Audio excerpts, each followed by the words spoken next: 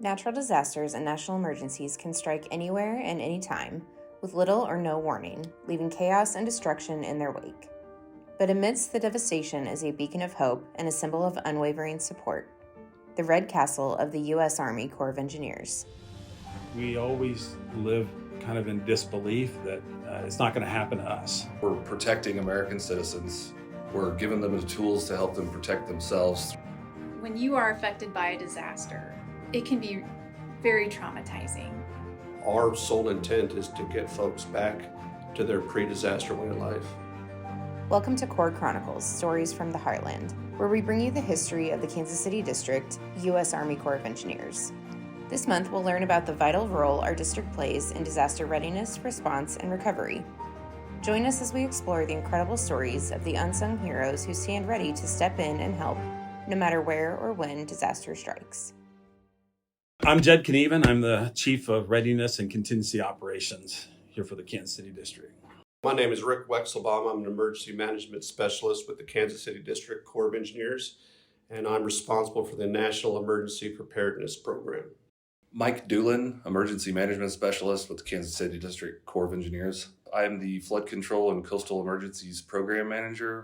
Diana McCoy. I'm the Chief of Public Affairs for the Kansas City District. Prior to coming into this role, I was an emergency management specialist in our Readiness and Contingency Operations Office. My name is Vyra Dobbins. My position was emergency management specialist.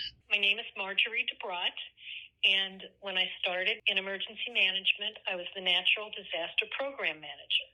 And at a later time, I became the Chief of Emergency Management in Kansas City District. There are two events in recent history which influence how the U.S. Army Corps of Engineers and the federal government as a whole respond to national emergencies and natural disasters: the September 11th terrorist attacks and Hurricane Katrina. These devastating events left local communities, states, and the entire nation in a state of shock. Both events prompted a review and rewrite of the National Response Plan, which would eventually become the National Response Framework. Our role and what FEMA's asking us to do has broadened really since 9/11 and Katrina. And a big part of it is that recognition that natural disasters do exceed capabilities of local governments very quickly, and that there is a federal role in helping to come in, respond to, and recover from those. Marge DeBrott, a former Kansas City District employee and a USACE headquarters employee during the aftermath of both September 11th and Hurricane Katrina, helped to rewrite the National Response Plan after both events. Following 9/11, headquarters loaned me to the then Office of Homeland Security, and we reviewed all the lessons learned from 9/11 to come up with a National Response Plan. And then in August of 2005 was when Hurricane Katrina hit. So then, following the problems that happened in Katrina, I got called back, and this time I led the group to rewrite the National Response Plan, and we were able to incorporate things like lessons learned. Like a lot of the people in Katrina, the older, stayed in their homes because they wouldn't leave their homes because they couldn't take their pets with them. And a lot of the people perished because they couldn't. The government didn't have things set up to handle pets. Well, that was a change that was made. So now when there is a shelter set up for people, there is a shelter set up adjacent to it so they can bring their pets with them. Today, after an emergency has been declared, the U.S. Army Corps of Engineers works under the direction of FEMA to support local and state governments under the National Response Framework and the Stafford Act. Under this authority, response to an emergency or disaster starts at the local level and must work its way up before federal assistance can be provided. The levels of response, again, they'll start at the local level and work their way up through the county, through the state, and so on up to federal. When those come into play, our sole intent is to get folks back to their pre-disaster way of life. But we are involved in that full spectrum of response and recovery. Once an emergency has worked its way up to the federal level, FEMA takes over the response and recovery efforts. Under the National Response Framework, there are 15 emergency support functions. Each function has a coordinating agency and supporting agencies. Coordinating agencies are responsible for their emergency support function, but work under the direction of FEMA. The U.S. Army Corps of Engineers is the coordinating agency for Emergency Response Function Number 3, Public Works and Engineering.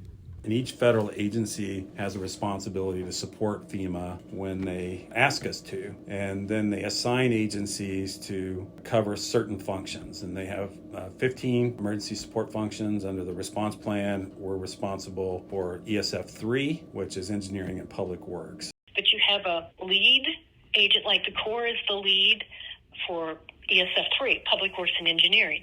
Any other federal agency that has similar authorities that can help is a support agency. Like GSA could support us, USDA was a support agency. So there's certain things that the Corps would take the lead, but if the Corps needed any help in doing stuff, they could reach out to another agency that had the capability to support you. So that's the whole theory. That's how it's supposed to work. There are several ways the U.S. Army Corps of Engineers supports FEMA during the response and recovery phase after a disaster. These include providing temporary emergency power, debris management, temporary housing and critical public facilities, temporary roofing, infrastructure assessment, and support to urban search and rescue. Typically, all the support that we provide is supplemental, and it's generally temporary in nature. We support public entities, and so a lot of our rules are written that we interact directly with the state, but we work all the way down to the local level. For FEMA, it's more focused, right? And so a lot of our activities will bleed from response to recovery, but they can ask us to pretty much do anything, and if we believe that we have the capability and the technical know-how to do it, we will generally accept those missions. It just depends on what they're asking us to do, what recovery looks like. But the goal is to do it as quickly as possible so folks can kind of resume their normal lives. One of the largest missions after a national emergency or natural disaster is the removal of debris from the affected communities. Within the Readiness and Contingency Operations Office in the Kansas City District is a team of volunteers who specialize in debris management.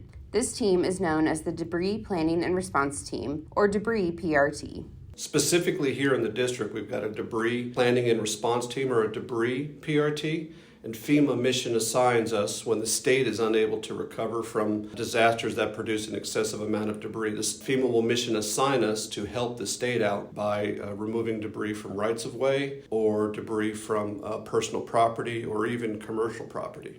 Disasters like tornadoes, hurricanes, and wildfires can leave an extreme amount of debris in their wake. For wildfires especially, there's a large debris mission that follows. When there's wildfires, there's a lot of debris that has to be cleaned up from that. The wildfire response has really increased. Every year, almost for the last 5 years, we've sent people out on deployments for some sort of wildfire response or recovery. Typically, it's a debris mission that they'll be working after a wildfire. After a disaster in which there is a significant amount of debris, FEMA instructs the U.S. Army Corps of Engineers to help with its removal. If FEMA asks us to assess damages, then generally those will be Corps of Engineers personnel on the ground out there doing that. So our engineers and other technical specialties are on the ground helping them assess damage, helping them formulate solutions or possibilities for how we could mitigate for those damages.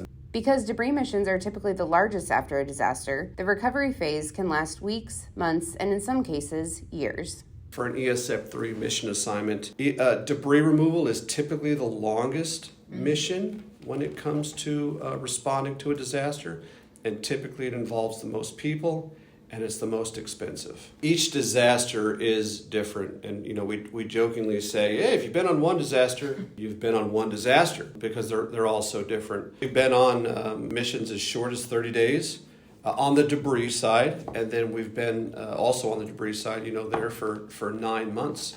The Kansas City District's Debris Planning and Response Team is one of just 7 in the U.S. Army Corps of Engineers specializing in debris management and is made up of district employees who volunteer to be on the team. All 7 debris PRTs take turns deploying to natural disasters. However, members of the Kansas City District's Debris PRT often volunteer even when it's not their turn as a team.